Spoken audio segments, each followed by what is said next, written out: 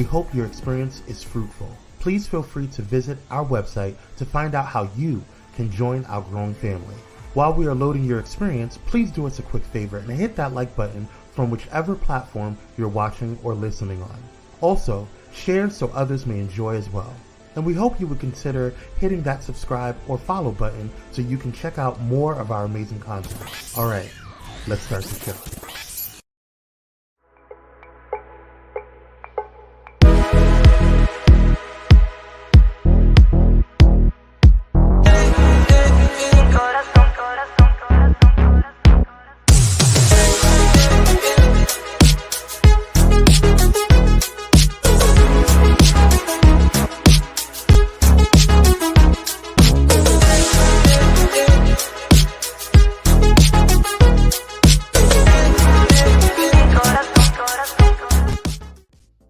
I like the jive of that beat. It just kind of make you want to rock a little bit. Very groovy. Very groovy. What's going on, Mavericks? We're back with another episode of The Unusual Mavericks. I'm your host, Kwame, joined by my co-host, my ride or die, the bearded one himself, Just Dominic. Hello, new mirror. How are you? You know what? It's not Everyone, even early. if you haven't heard yet, Mira has been recasted. They're going with something very new in the Gunn universe. Kwame Corbett will be playing Mira, known as Miro. So we'll just see, how it goes. Miro? You're a mess. Anyway, what's going on, Mavericks? How you guys doing on today? Keats is in the middle. What's up, King? How you doing? Appreciate you. Hey, little sister. How you, Michaela? Appreciate you. Hey, do me a quick favor, y'all. While you are in here, go ahead and hit that like button, share, and subscribe if you haven't done so already. It does help the algorithm, and it helps people know what we're doing over here. We like to inform you guys about the comic world and Marvel and DC and all that jazz. So keep it cute and keep it right. Hold on, let's see. Dr. Holt says, I'm here slightly on the sick and shut-in list with these sinuses. Oh, I feel better, Dr. Holt. No. Feel better. It's not. Yes. I hate being sick, so I totally understand. It sucks. Neti pot. Use a neti pot. You'll feel yes, like I heard. You told me about actually the neti pot. You said it was actually really helpful. Yeah. Very. All right. Well, yeah, get a neti pot, Dr. Holt. See if that'll help. We hope you feel better soon. All right, you guys. While you guys are feeling better and you guys are getting settled in, feel free to donate to us if you're liking what we do. If you're wanting us to continue the hard work that we put into this show, especially Dominic, go ahead and hit us up on Cash Apps for me at Kwame C86 and for Dominic at Dominic L Pruitt.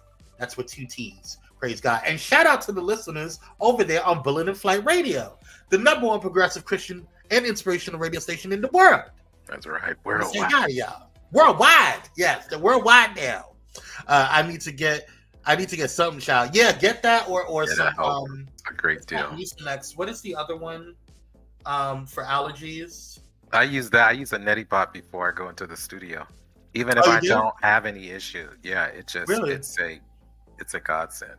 Huh. I might have to grab one. All right. Let's see what else we got in here. Yes, and don't forget to stay connected by hitting or texting Blaze BLAZE to 833-793-2423. Again, that's 833-793-2423, and you'll get notifications when we go live or upload to our YouTube and Twitch. All right. All right, y'all. Let's go ahead and get into. We got a lot to talk about today, y'all. We're gonna get into a lot and talking about who is Natacha Bustos, and we're gonna get into a deep dive into her. Can't wait to talk about her. But before we do that, we have to get into some breaking news, which we call affectionately the Maverick Alert.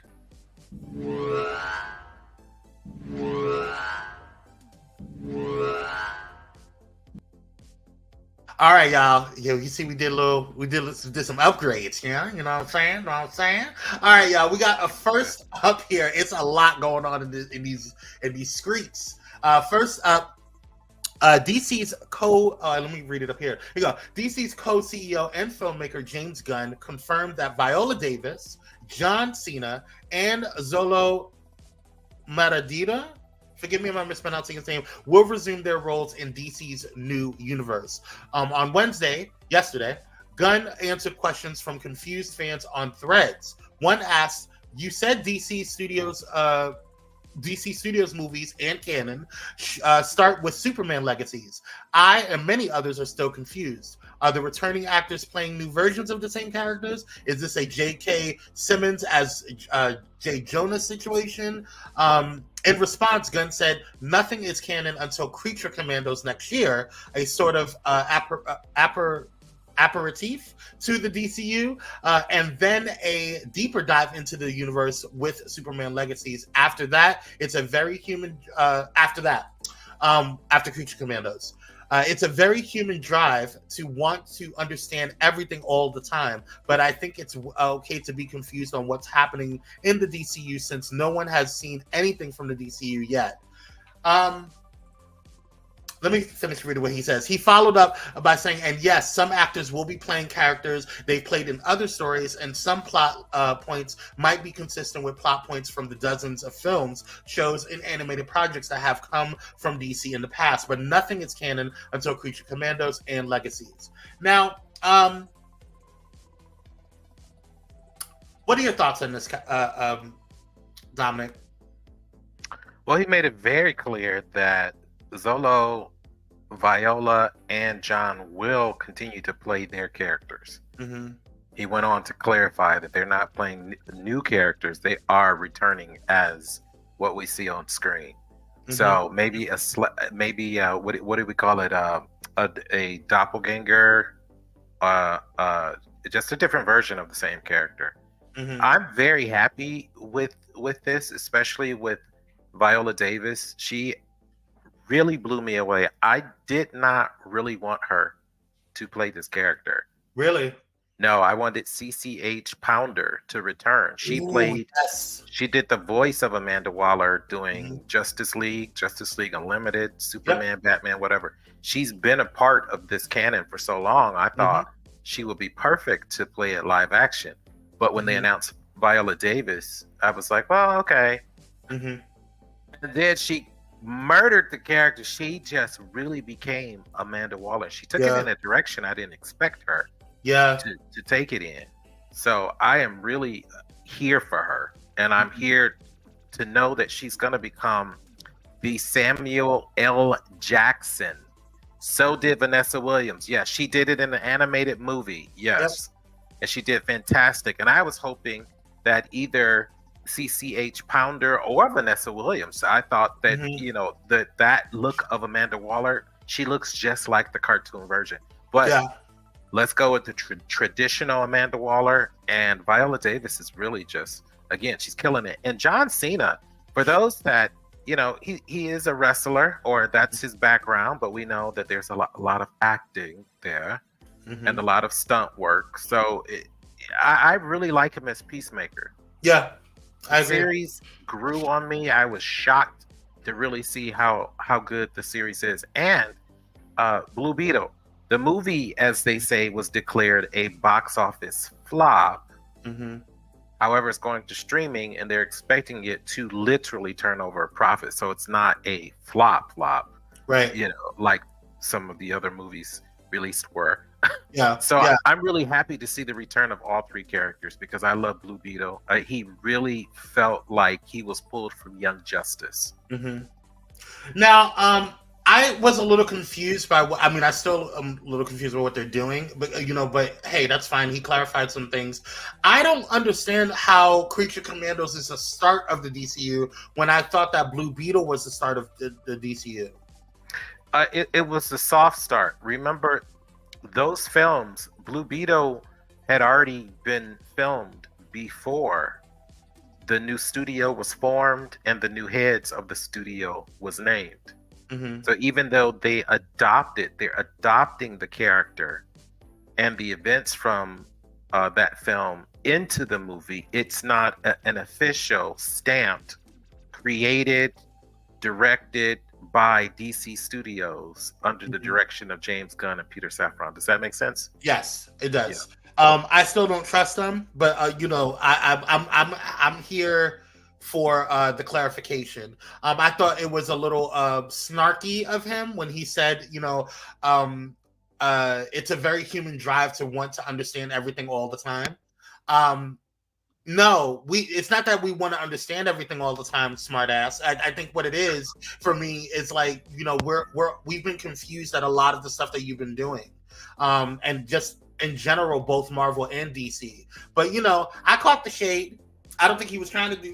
I don't know what he's trying to do, but he's trying to basically tell people to trust him. These How? Guardians of the Galaxy. How would you trust him?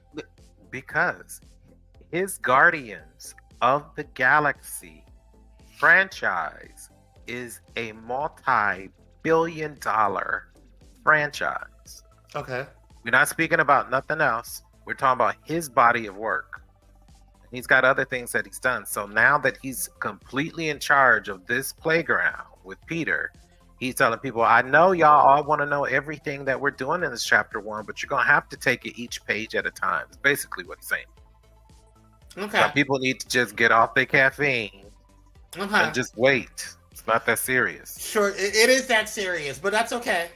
You can get invited to hold on. I sure would. I miss Henry Cavill too, Keats. But they don't. These new girls, they don't want us to talk about the old regime, so we're not going to talk about it anymore. It's fine. Look at his replacement. He looks just like Henry Cavill, but like 15 years younger. It's crazy how much he looks like Cavill. Okay. Oof. All right, let's move on. Yeah. Go. So I'm happy that at least Viola Davis is staying in there.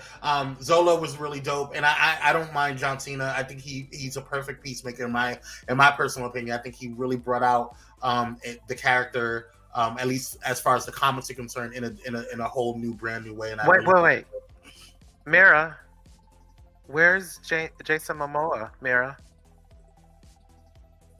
I don't see his picture, Mira.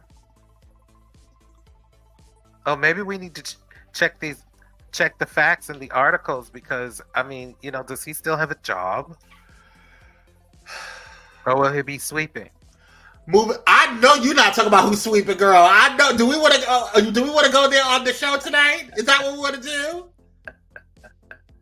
Okay, because we could talk about your girl. 2 words. We could talk about her. If, he's gone. Where has he been? Check Netflix. Okay. Check. We can talk about her if you want to do that. She's over there sweeping over there at the Netflix. She's over there janitor. Netflix, check. That's all you need to know. Anywho, Jason's fine. He has money. He has multi-million dollars of money. You don't worry about what Jason's doing. Okay? Moving on.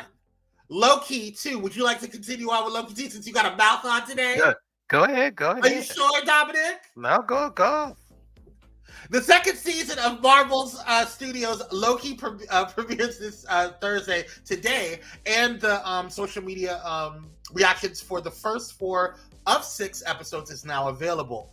Things pick up right where we left off in season 1 finale, with the God of Mischief desperately trying to warn Mobius, from a completely different timeline about the impending arrival of, quote, He Who Remains, far more dangerous variants. Critics and some fans were a tad bit disappointed by these first 4 episodes, which didn't feel lived up to the brilliance of the debut season. However, the majority of reactions are quite a bit more positive, with many hailing Loki's return as the best MCU Disney Plus of all time. Disney Plus has not released ratings for the series as of yet. I haven't watched it yet, so I can't make any. Yeah, it just came out today, so it's kind of hard to. I'm sure Nielsen ratings is still probably working on that, but they're not going to close anything until probably tomorrow sometime. Yeah, we'll see how it goes. I mean, they usually don't close ratings until a couple of days after. No, but season 1 of Loki was the all-time highest rated season of any Marvel show, period. It is the king of all of the other shows. Yeah. And secondly, it is even better than WandaVision, and that had high ratings. Absolutely, yes. Mm-hmm. Yeah. So, I mean, we saw season 1, and season 1 was fantastic. I very much enjoyed it. The first episode was a little draggy, It dragged a little bit, but then it kicked in episode 2, which is not common for a lot of Marvel series, because it's usually like this kind of like, oh, we're gonna start off high and then we're gonna dip and then we're gonna it was do one episode that's really cool and then it crashes. Well, I also think it's interesting that there are only 6 episodes and they released 4 out of 6 today. Yeah, I didn't understand that. Well, I think they really want people to get invested, because I mean the app is hanging on strings. Yeah, it is. It is. So. Okay. Well, do you have anything else on this? Because I mean I haven't seen it, so I'm just like, okay, girl. No, but you know what? I do wish that the actor who plays Loki, I forgot his name, but he's doing very well right now with his series. You know, he was able to also help his wife, his real life wife. Hiddleston. That's why I said Tom, and then I wanted to back up. His real life wife is now a part of the MCU as well. She's playing the villain. Yeah, a lot of people don't know this, but she's playing the villain in the movie The Marvels. She's the one with the hammer. That's his real life wife. So, you know, her movie has been set back. There are a lot of setbacks to her premiering, but yeah. So we wish them both the best. Yes. Zway Ashton. Zway Ashton is her name. Oh, yes. He likes the chocolate girls. Okay, all right. Tom Hiddleston. Got his wife in the MCU. That's big.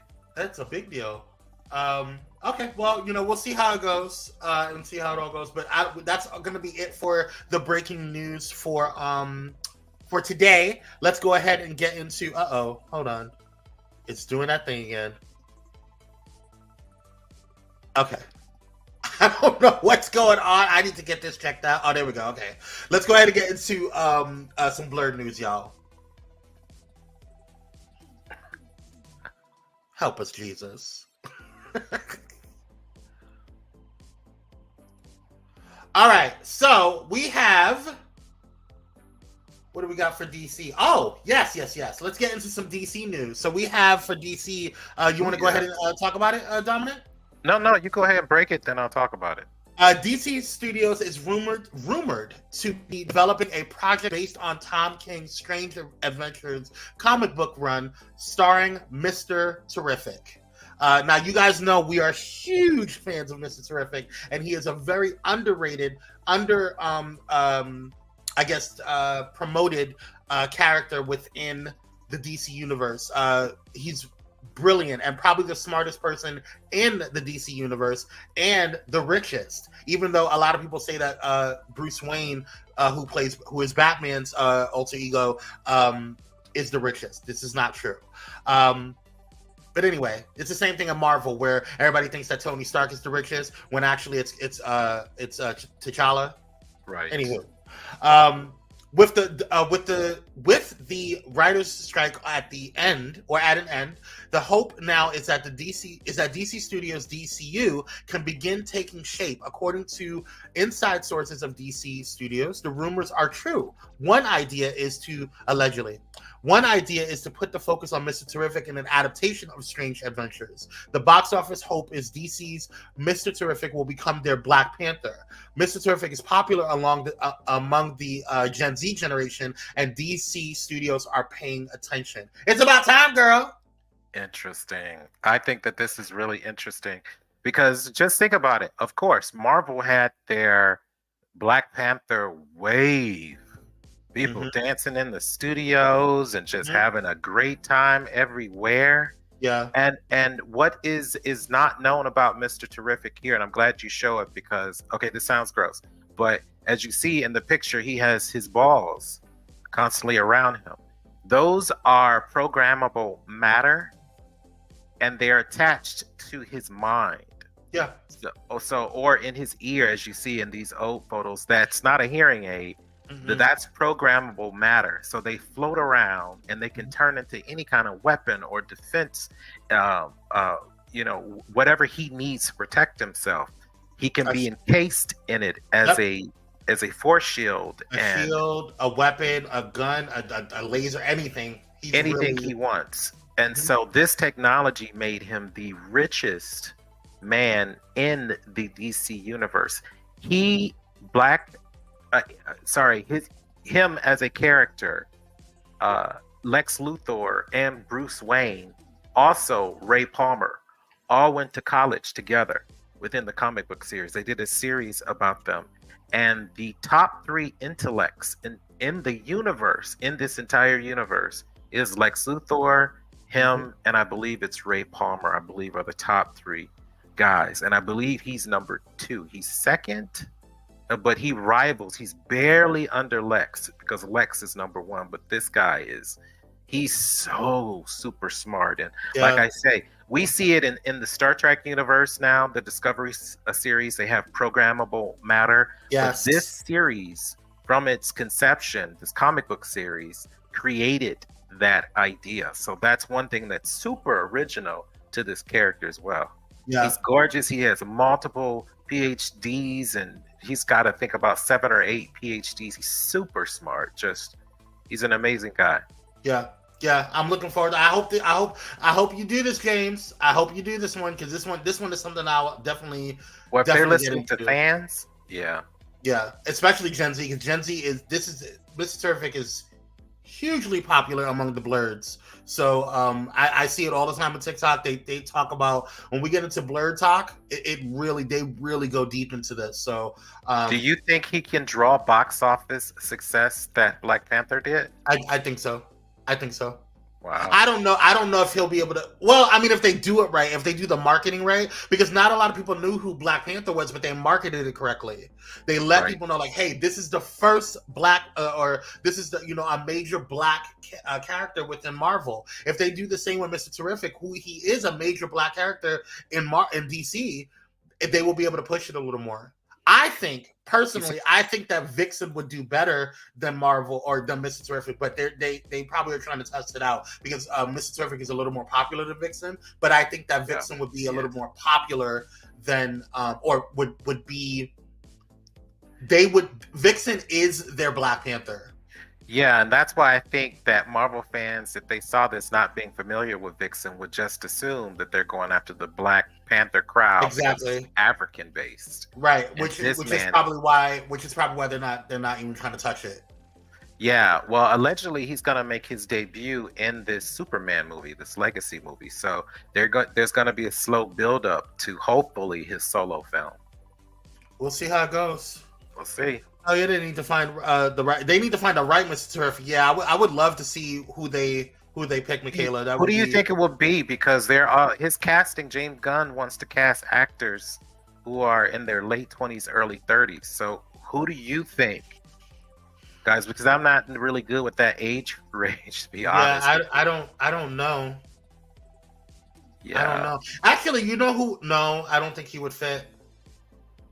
Because I was gonna say Michael B. Jordan, but he's too old. Everybody says Michael B. Jordan. I mean, he's overexposed in a way. I just think we should give something to somebody younger, an up and comer, Yeah, but I mean, it depends. I mean, it really just depends. I don't know. But I would love to see somebody fresh, somebody just brand new, not even in the Hollywood sphere. Yeah. Like indie artists or something. Yeah. Or somebody that's just fresh, who is acting, who is going for the role. So we'll see how it goes. Excuse me, they're not bad at casting, so we'll see how it is. No. All right. Well, Marvel Studios. Let's get an update on Marvel Studios. First up, we have an update for Jonathan Majors when it comes to Loki. So the Jonathan Majors trial is heating up for Loki co-star Jonathan Majors. Variety reports Loki executive producers explains why Jonathan Majors' arrest didn't affect the series. Casting Ki Hu Kwan and Tom Hiddleston's MCU future. It's clear that Majors plays a integral role this season as things play out in court. Marvel is standing by Majors and comfortable moving forward with the actor who has recently suffered major setbacks in his career. Reps at Marvel stated there hasn't been any discussion about making changes to the show, given the uncertainty about what was happening with Majors and plans to replace him. Loki, which returned for a second season, might Loki be the top Disney Plus original series. Though Star Wars spinoff The Mandalorian is generally considered to be the star of the original Disney shows, a long look at Nelson data suggests Tom Hiddleston's Avengers spinoff may be the brightest celestial body in the galaxy. Loki enjoyed the biggest series premiere week of any Disney Plus show to date, amassing 731 million minutes viewed in 1 week, hitting the way back button on a Nelson spreadsheet. The Mandalorian that had 495 million minutes viewed on a much more nascent Disney Plus. Disney has referred to Loki as the most watched Marvel Studio series on Disney Plus, but not publicly compared it to The Mandalorian. Disney declined to do so for this story. Interesting. Oh, that's so shady. Who did this? The Variety? They asked them that. Variety is shady as hell. Variety has always been shady. Well, the numbers don't lie. That's a huge difference. It doesn't. Yeah. Close to 500 million and then over 700 million minutes. Wow. Loki is that show then.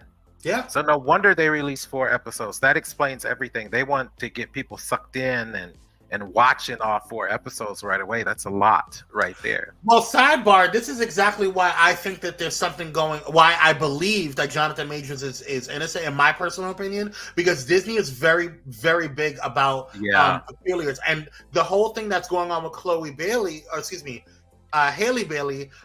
over with Disney with The Little Mermaid and her alleged pregnancy and the pregnancy rumors.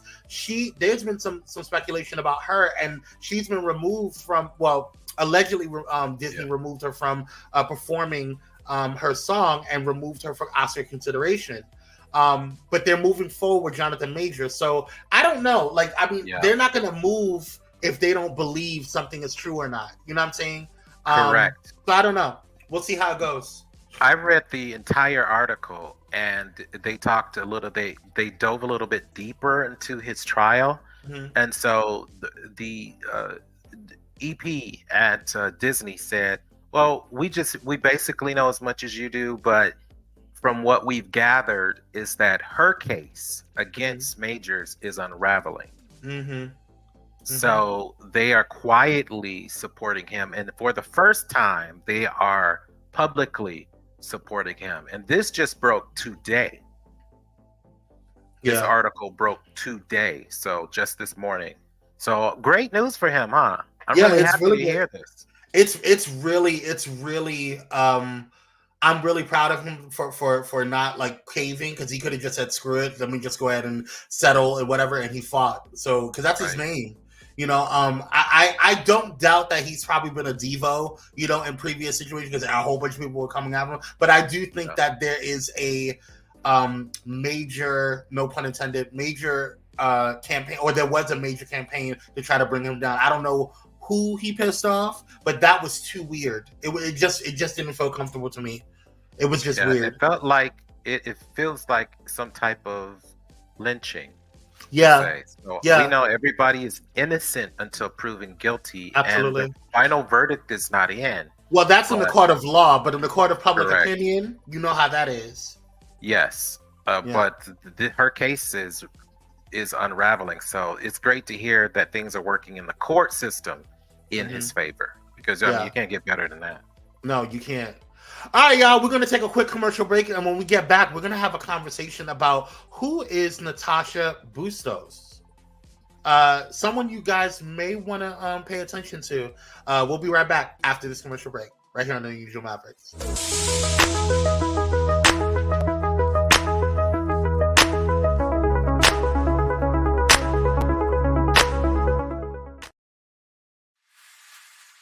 Step away from the chaos and noise of your daily life.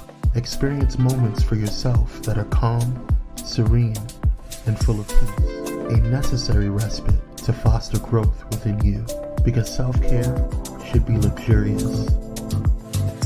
Lux and Noir. In a world filled with diversity, where radical faith and progressive believers come together, there's a place that's breaking all boundaries and embracing believers from all walks of life. Bullet and Flight Radio, where believers unite, boundaries break, and love triumphs.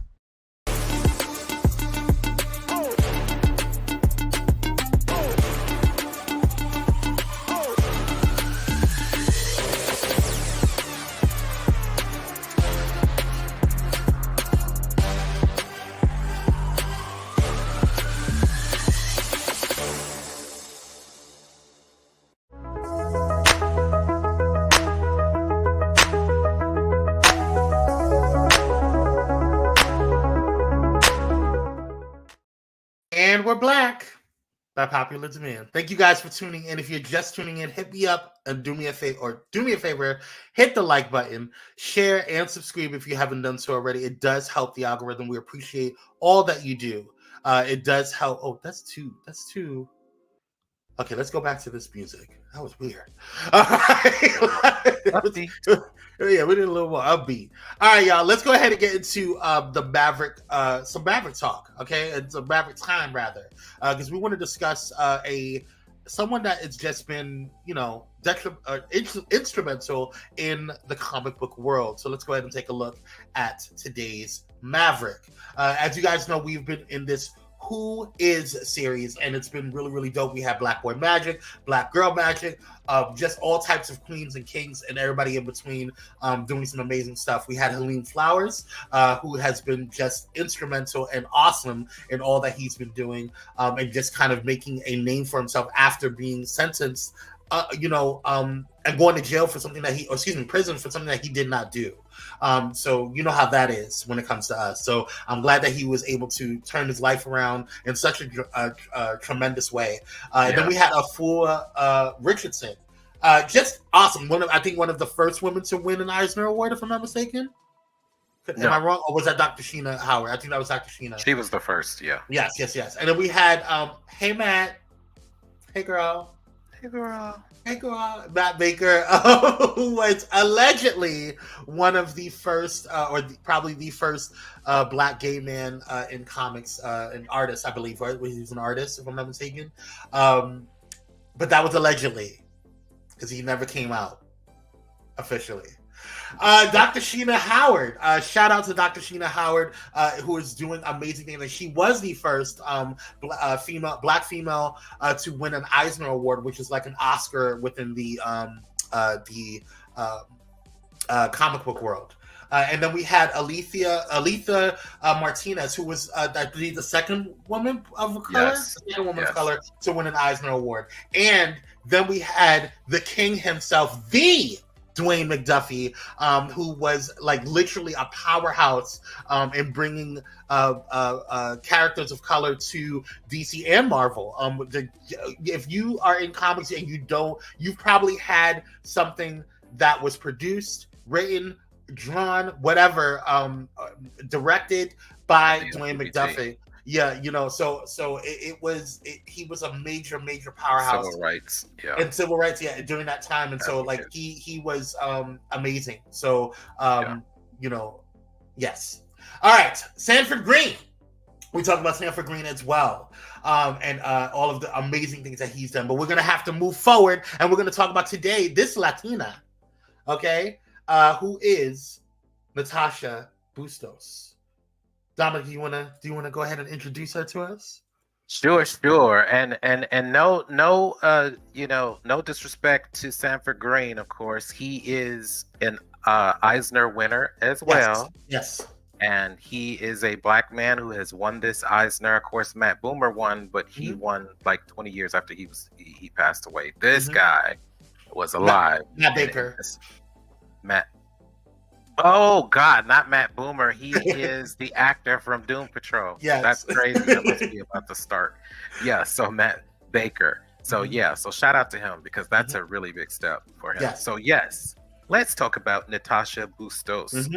Natacha Bustos is a millennial. I'm sorry, Dr. Holt was like, "Girl, he didn't have to come out." Hey, girl. Right?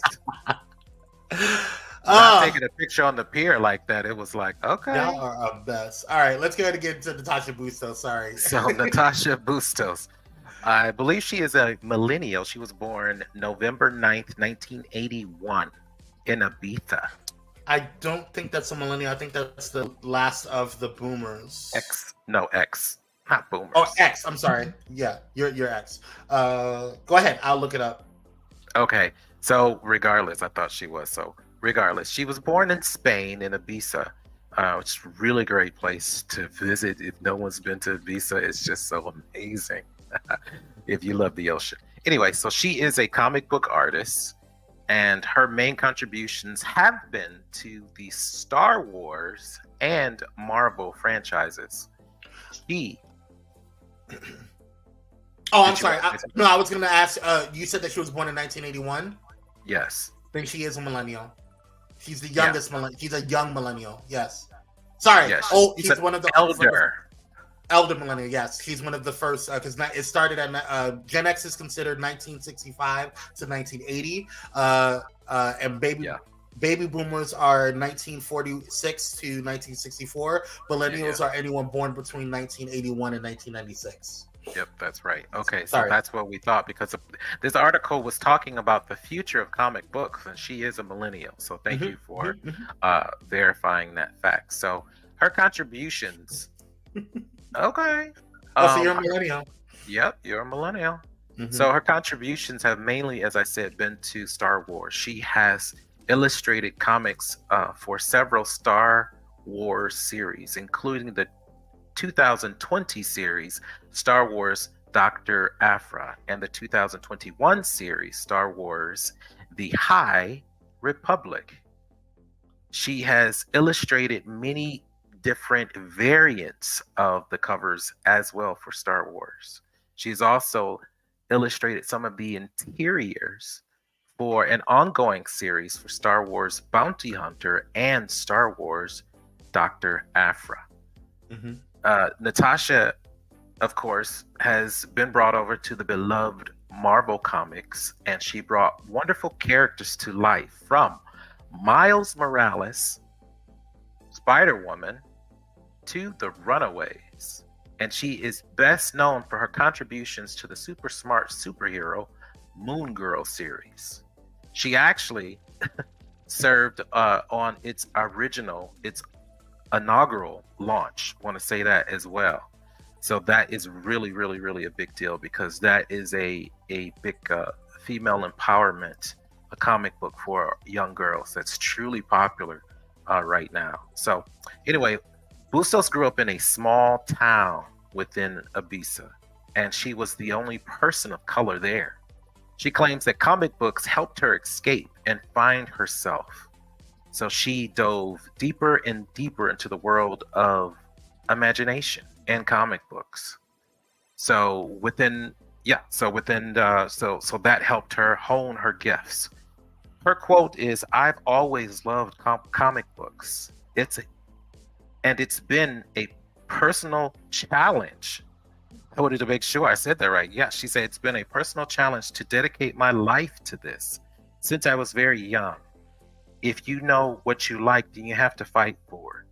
It's something that comes from within inside. It's a very visceral feeling," end quote. Which is very interesting that she said that. So some of the highlights from her career, as I said, is Bustos is a Spanish comic book artist.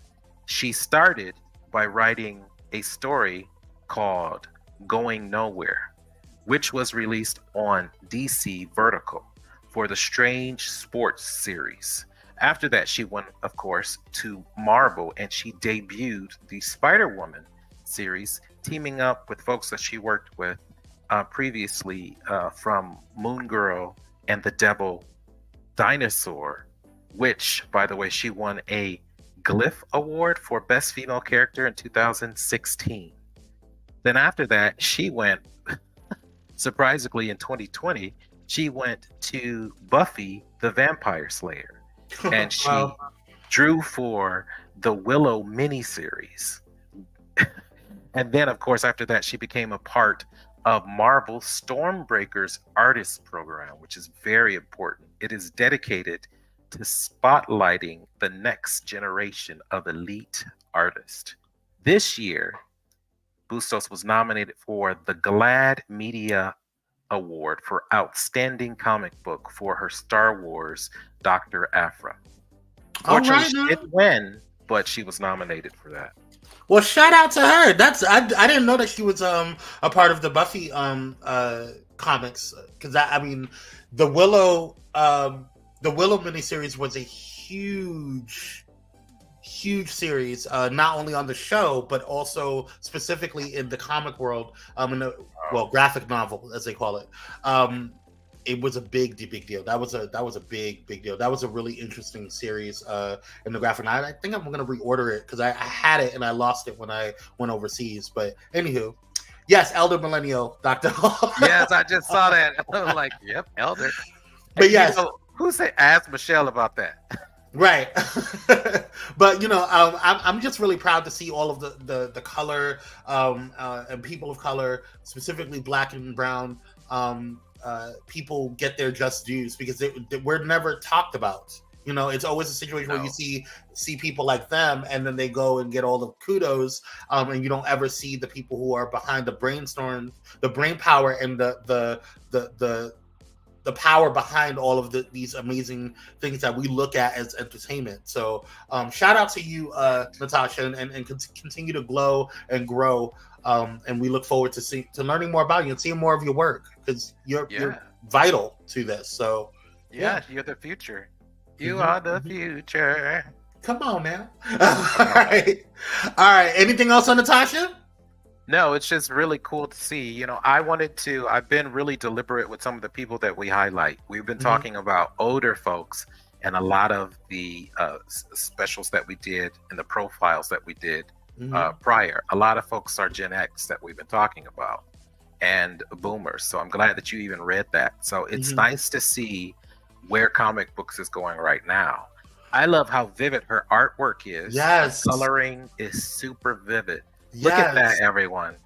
Oh, look how she drew. Ooh, I want to go back to this. Michael B. Jordan. This one is really, the colors are very vivid, and the shading and even the color composition is really dope. I'm really interested in what her thought patterns were behind it. But yeah, like going back to what you just said with Michael B. Jordan or Killmonger, this series, like, this was really dope. I was like, this is a sexy cover. Very. It's a sexy cover. Very talented. Her coloring, everything is just so gorgeous. And then to see how Spider-Woman was one of my favorites. Cartoons. But she got dissed. She did. It was whack. Now, Dr. Holt brought up something that I thought was really dope, and I wanted to kind of address it because he said, I have learned so much watching this show. I've never been a comic book reader. And it's funny because, and it's cool that it came from an educator like Dr. Holt, because he said, I don't think elementary schools do book fairs anymore, and they need to start. That's why these kids can't read. Well, listen, that's a word, Dr. Hall. I'm gonna actually leave that up, because honestly, that's where I got most of my. My mom didn't care what I read as long as that I was reading something. Yeah.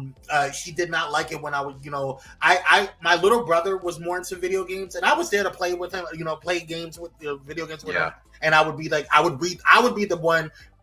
They would get a video game for us, but I would get the strategy guide. So I would read the strategy guide while he's playing the video game. And I'd be like, go left, and I would be interested in trying to find out different things and help him and strategize like what we're going to do and play in the game. But what was important about what Dr. Holt said is that my mom, there was this thing called Scholastic Kids or something like that, or something. It was like Scholastic Fair or whatever, and you can order books from there. And there was times where there was a certain school. My elementary school had certain book fairs. I was avid to always go to the library. I wanted to get a library card, and I would always pull out comic books, or I would pull out graphic novels, or I would pull out as many books. And as I got older, of course, and when I got to junior high school, I would read more books. So that's when I started reading like books I shouldn't have been reading at the time. Yeah. But I read, and so stories like comic books and graphic novels got me into all of that stuff. And I feel like we don't do enough reading in that, because I was the type of person that be like, okay, well, how come this person is levitating? How come they have the power to levitate? It would make me go over to read a science book about, the laws of, physics, and stuff like that. So it was a gateway to so much more knowledge, even though, of course, I understood the difference between fiction and a lot of people don't realize. Yeah, okay. And you're right. And a lot of people, just like Dr. Holt, like you said, brought up this great point. Mm-hmm. Dr. Sheena Howard is an educator. Mm-hmm. She's literally a teacher. Yeah. And a lot of these books that we've been talking about teach at universities. Yeah. And so what I've noticed that millennials right now really are great at rebranding everything. Yeah. So like they consider the word comic book more derogatory because what is written is a graphic novel. Yeah. They research these things. If they're writing something about Greek mythology, this is literally coming from college professors and researched and just turned into, as the millennials are really pushing for this right now. It's really important to know this, everyone, is that they don't really like the term comic books because it sounds childish. Yeah. Like the books that are behind me right now that you see. Mm-hmm. These are graphic novels. They're stories, they're intellectual stories. Very expensive graphic novels. Comprehended by advanced children and adults alike. So that's really interesting. And she is really a part of the movement of making and flipping over the branding from just, this is not just a comic book, it's a graphic novel. Mm-hmm. Dr. Holt said something that, I relate to that because I love. There was this book that I got from Scholastic's, the Scholastic Book Fair. There was a book. It was called the Wildlife Fact File, and so you could collect certain things every month or whatever, or every quarter, and you collected all of these different types of animals. I think my mom still has it in my parents' house, but I collected like all of these different animals and stuff like that, and I would look at how certain animals or certain creatures in the comics represented or were blended or hybrided or were made to be hybrids of real life animals that we knew, and so it was just really interesting. But a lot of that stuff were gateways to actual science, actual math, actual reading, all of that stuff. Therapy, all of that. Look at Star Trek. Star Trek was also a comic book and still is a comic book. And the contributors to that are designers and engineers and thinkers. Yeah. And a lot of the things they wrote about exist now today. So there's a very thin line between art and reality, apparently. Exactly. And one of my favorite movies ever, Interstellar, they talked to actual physicists. They talked to actual astrologists, and they said, hey, can this happen? We know that this is going to be like, crazy. This is like, where, a lot of this is going to be fictional, but can this actually happen if we had these circumstances, and what would make this believable, right? And so they talked about like, going into a black hole and using that as instead of it being, we don't really know what's behind a black hole, but we do know that it can crush us because it's crushed all of our instruments when it comes in there. But is there a way that we can use it and it can be used to bend time and space for it to be a wormhole instead of isn't that cool?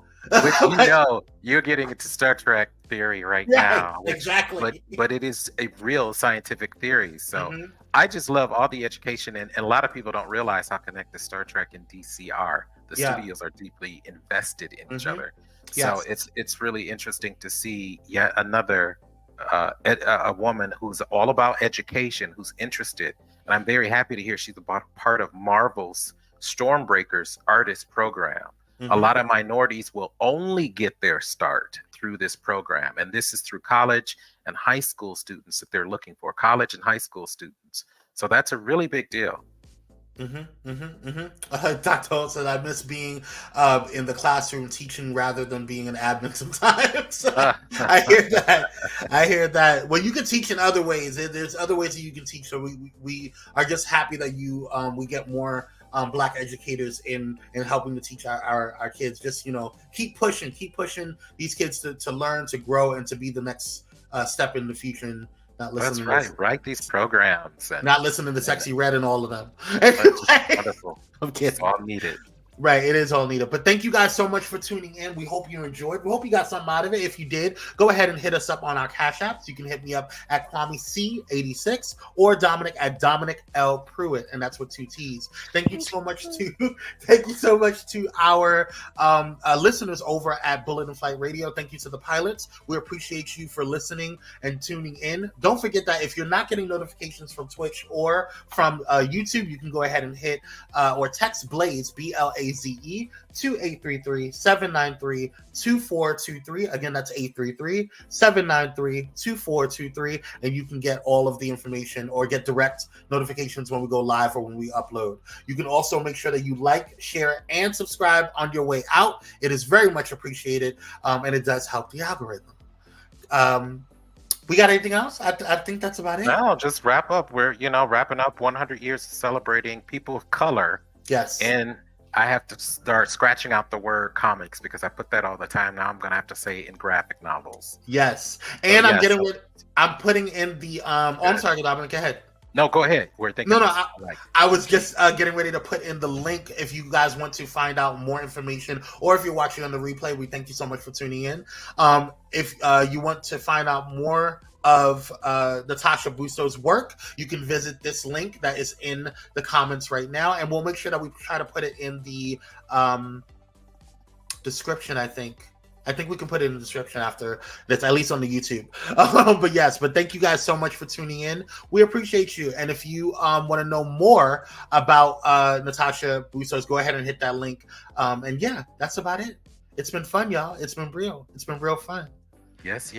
And everybody, please stay unusual. Stay unusual. We'll see you guys in the next one. Stay tuned, and we love you. Peace out.